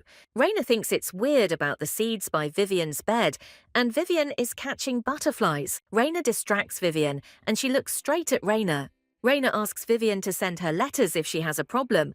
Raina strokes Vivian's head and she smiles and says nicely. Raina is worried about Vivian and wonders why they are slipping her seeds. Raina says it's getting chilly and suggests she come back. Vivian says, upset, that she didn't expect it was time to go back already. Vivian asks Raina to meet up sometime, and she doesn't know what to say. Raina asks her to cover herself with a blanket, and Vivian asks her to be careful. Raina disappears in a pillar of purple flame, leaving Vivian alone. She glances suspiciously at the seeds of the dried fruit near her bed. Vivian remembers her stepmother leaving tree bark seeds and asking her not to touch them. The stepmother clearly lied to Vivian, and she senses her stepmother's lies. The stepmother clearly lied to Vivian, and she senses her stepmother's lies. It dawns on Vivian that she has been used all this time. The action moves back 5 years to Vivian's mansion. Vivian meets her stepmother, who timidly cuddles up to her father. Vivian timidly greets her stepmother, introducing herself by name. She also tells Vivian in response that she is a very sweet girl. This was her first meeting with her stepmother, which went well, to the delight of her father. Seeing her kindness, Vivian believed that her days would be filled with happiness, but it was not to be. Another Cinderella. We are shown the Duchy of Aspera at night, against a backdrop of stars. The stepmother and Raina sit surrounded by women and pray. The stepmother and Raina sit surrounded by women and pray. The priest says that tomorrow there will be a celebration of St. Milena's Day. He says that this time the celebration will be wonderful, as his wife Simone will join them. We are shown the inside of the mansion, and Vivian's father asks for his blessing. One of the women approaches Vivian and asks her permission to take her to the room. As Vivian leaves, she hears something behind her. It is her father talking to her stepmother. Simone says she wants to check out the custom machines. She tells her husband that it is not a burden to her, and Vivian's father allows her to go. Simone stands there sullenly, and Vivian notices that Simone is still unhappy. Vivian asks if the storage room is on the wrong side. Simone is shocked. Vivian approaches the woman, who tells her that she is curious. The woman says that she never ceases to be touched when she looks at Vivian. Simone is good at housekeeping and is kind to her servants. The woman who is Vivian's nanny likes Simone. Vivian says this corridor leads the other way. Vivian drank a lot of water at night and she goes to see her stepmother. Vivian's stepmother goes somewhere and Vivian is worried about where. Vivian wonders where her mother could have gone at such a late hour. Vivian wonders where her mother could have gone at such a late hour. In front of us are wide doors that close behind Simone. Vivian wonders why Simone went into this room. As a child, Vivian found her stepmother's nightly visit strange. Vivian believes that it will not be a breach of the relationship if she spies on her. It is not for nothing that they say that shared secrets unite people. Vivian goes to bed. She wants to be closer to her mother and believes in tomorrow's holiday. Vivian's father suggests they enjoy the meal first and meet in the evening for the feast. Vivian's father asks Simone where she goes at night. Suddenly, Vivian's father becomes ill. Vivian approaches her father worriedly. Vivian's father waves it off and says that everything is fine. He is having another attack. Simone asks worriedly if everything is okay, and he says that he has been suffering from migraines lately. Vivian's father wants to sort things out, and Simone asks him to see a doctor. Vivian's father says that Simone is so caring. Vivian is worried about her dad. Simone asks Vivian what she wanted to ask her. Vivian thinks that there is no point in disturbing her stepmother, who is currently dealing with her father. However, the situation makes Vivian nervous, and she keeps an eye on her stepmother. We are shown a city square that is clearly filled with people. We are shown a city square that is clearly filled with people. Then the action moves to the gloomy mansion where Vivian lives. Vivian stands at the door of the mansion. She is about to ring the doorbell. Vivian wonders what she did all day while she was gone.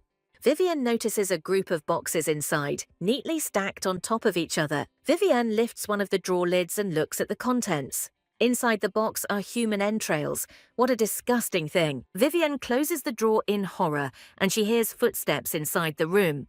Vivian asks in horror who is in the room. Is it really her stepmother? Vivian is scared. She sees something very creepy in the room. Some gentleman is swallowed up by some strange monster. Vivian asks her stepmother how to save the butler. She says what she is doing here. Vivian is scared. She sees something very creepy in the room. Simone says with a grim expression that Vivian saw everything. Simone watches calmly as the butler is devoured by a terrible creature. Simone calmly wipes the blood from Vivian's cheek, who is horrified. Simone tells Vivian not to be afraid of anything. She says that Vivian had a terrible dream, and she stands there in horror when she should be running and calling for help. After that incident in the room, Vivian's life changed forever. Vivian's father has also changed. He shouts that he was betrayed by an acquaintance. Vivian's father stands with the servants. Something is happening in the room. Vivian's father yells at his daughter about why she is there and whether her classes are over. Vivian realizes that her next class is now, and her father is yelling at her. He shouts at Vivian that he lived his life in stupid zeal, wasting it on his daughter. Vivian cries and looks at her beloved father with pain in her eyes. The nanny tries to protect her, but Vivian's father throws everyone out. After that incident at the mansion, Vivian was bombarded with numerous lessons from her father. The nanny says that Vivian is having a very hard time and she is crying, asking to be taken to her room. Meanwhile, Simone happily walks past Vivian and her nanny. Simone looks at Vivian with a smirk. She defeated her. The nanny takes Vivian away, telling her to be okay. Vivian cries, left alone in the room with herself. Vivian notices that her father has changed, and she doesn't understand the reason for it. Vivian believes that her father is under the control of her stepmother's evil spell because of the tea. Vivian is afraid that if she tells, she will die like that butler. The nanny is on Vivian's side, but she is afraid that she will lose her. There are no adults in this house she can turn to. Vivian looks at the box that stands in her room. Vivian wants to escape from this nightmare. She doesn't want to take pills. Vivian believes that her stepmother has been poisoning her, and she is worried. My mother's voice won't stop in my head. Suddenly Raina is in cahoots with Simone. Vivienne sits sadly, having a difficult choice to trust the fairy. Vivienne fears that she is under the spell of the witch who has bewitched her father. Vivienne looks at the bag of tree bark on the table. Vivienne wonders why the witch has been trying to make her sleep lately. The person she sees in her visions may be somehow connected. Vivienne believes that she will be happy with Tiernan one day. Vivienne realizes that she misses Tiernan very much. The building is decorated with high towers with pointed spires and crenellated walls, which gives it a medieval appearance. Raina walks through the castle and hums some cheerful song. The guards tell her that Raina is clearly in a good mood today. The image shows a small village located in a picturesque natural area. Raina is looking forward to her finances soon being replenished. Apart from Kerry, everything else plays out as in the original story. It seems that Vivian is hiding something, and it worries Raina. Is this connected to the carriage accident from Vivian's past? Vivian believes that even cool magicians like her cannot know everything. Children seem naive and cheerful, but even they have their secrets. It's difficult, but the role of an adult is such that they need to pay more attention to children. At this time, Raina is unable to report child abuse. She decided to prevent the tragedy of Kebenriak from happening in the first place. Raina believes that it is high time for the original move to go into battle. The guard looks at Raina and asks if she really feels well. 8 years later, we are shown a Hebe that has changed. We are shown Dale Maverick, who is now the head of Daisy's branch. 8 years later, we are shown a Hebe that has changed. Maverick, who was chasing pleasure, now visits some backwater. 8 years ago, there was an auction at which Maverick presented his unique find. But not all people believed that he had a high-quality Mana Stone. The Mana Stone is missing, and Maverick is at a loss as to where it could have gone. Maverick is forced to tell Raina Hart about his failure. Raina says he simply has to make it up to her. Being the head of Daisy's department is like being a beggar, and Maverick pays for it with his own life. The auctioneer, Maverick believes, will soon start passing off stolen goods as his own. So for 8 years, Maverick was Raina's right-hand man. The maid tells him that Raina is in the office and leaves him. Maverick knocks on the door and then timidly peers around it. He wants to talk to Raina. Raina and the grown-up Kebenriak are sitting in the living room and reading a book. Raina looks at Maverick and asks how long he's been here. Maverick smiles tensely, disgusted by this cute picture. He believes that Kebenriak spoils Raina too much, who behaves with him like a loving couple. Raina asks Kebenriak if he is there when he enters the chambers. Raina apologizes and says she needed to talk to Maverick. Kebenriak covers her with a cloak and says that it is quite cold now. Raina happily thinks that there is no student like Kebenriak. Raina asks Kerry if he has grown too tall in recent years. She says the Kerry she remembers was very small. Kebenriak says he now has to lean down to meet her eyes. In the original novel, Kerry is described as a charming villain. Raina excitedly asks when Kerry got so tall. Raina thinks she should learn age-adding magic. Maverick once mentioned this spell to Raina. Maverick reproached Raina for looking like Kerry's older sister. Maverick doesn't know that Raina is half dragon, which is why she's preserved like this. Kebenriak tries to calm Raina down and urge her not to listen to Maverick. Raina believes that her solid appearance would not have prevented her from protecting Kebenriak. Kebenriak is offended by the fact that Raina considers him a child who needs to be looked after. Kebenriak smiles, and his smile does not bode well. Raina wonders why Kebenriak looks so upset. She cheerfully asks if he would like to reveal one of her important secrets.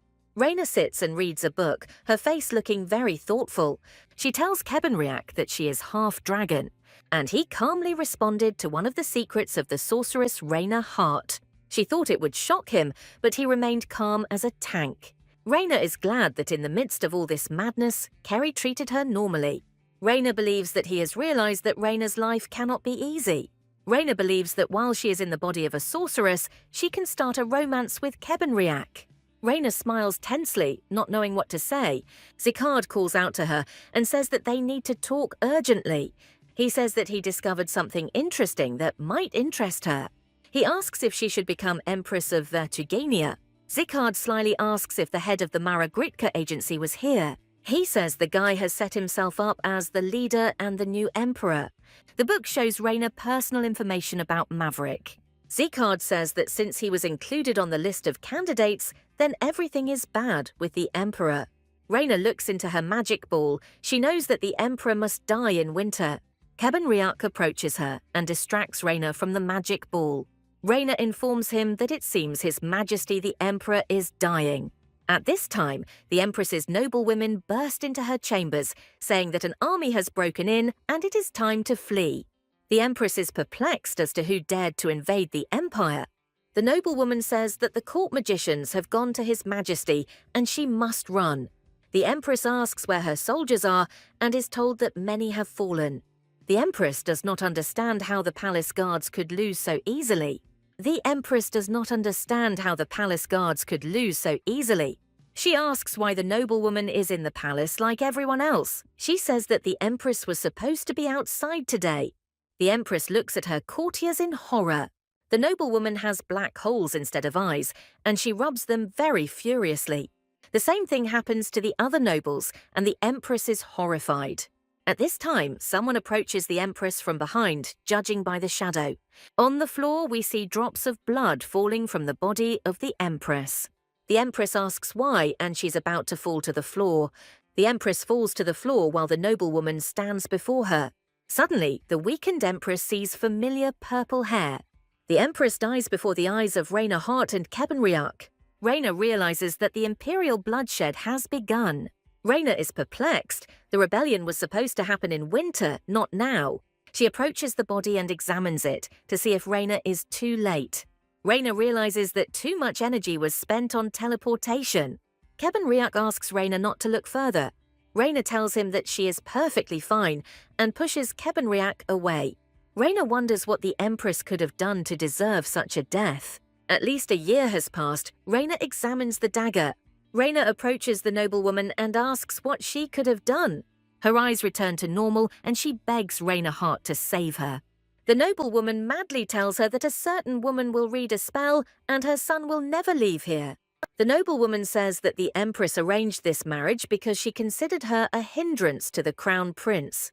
Raina interrogates the noblewoman about who that woman is and asks her to remember all the details.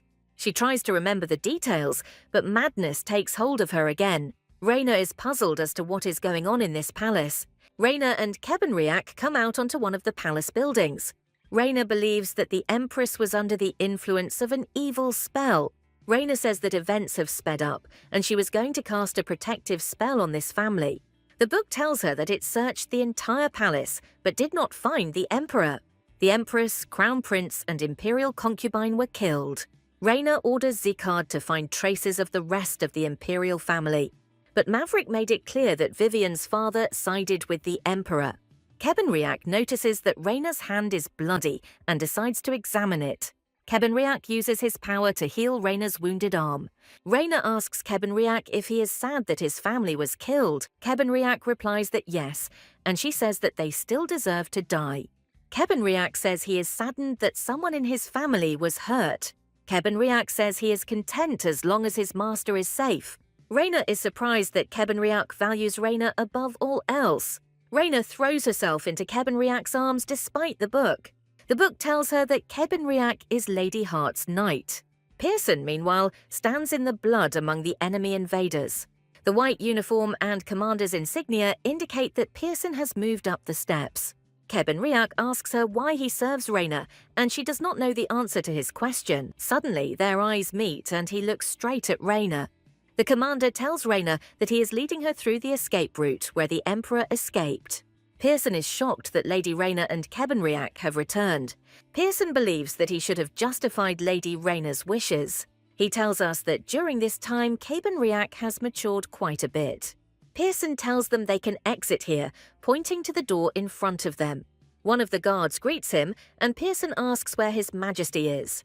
He introduces Lady Rayna and her ward, Kebenriak, to the guard. The guard tells them that His Majesty is resting inside and lets them go ahead. In the chambers, they find the Emperor, who is clearly wounded and lying on the bed. The Emperor rises with difficulty and calls out Lady Rayna's name. Rayna appears before the Emperor and greets him, but is shouted at that she is unworthy to be there. The second prince greets Rayna rudely. They got into trouble and he is not happy to see her.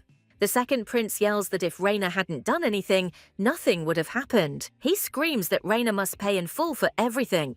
Kebenriak hits His Majesty, dealing him a serious blow. Rayna asks Kerry not to do that again when she talks to him. This is the first time Rayna has seen Kerry with such a calm expression on her face.